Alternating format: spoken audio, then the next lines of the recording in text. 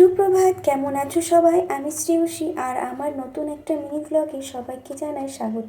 চা করে ছেলেকে সকালকার খাবারটা খাইয়ে আমি ভাত বসিয়ে দিয়ে সকাল সকাল এতটা মেঘ ঘনিয়ে এসেছে, মনে হচ্ছে এক্ষুনি বৃষ্টি শুরু হয়ে যায়। আর আজকে রান্না হবে ডাঁটা সর্ষে আর করলা ভাজা।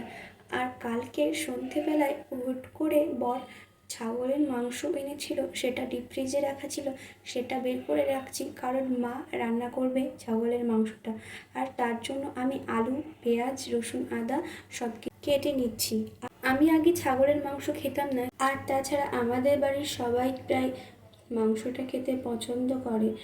আর আমি সব মাংসের চাইতে পোলট্রি মাংসটা একটু বেশি পছন্দ করি।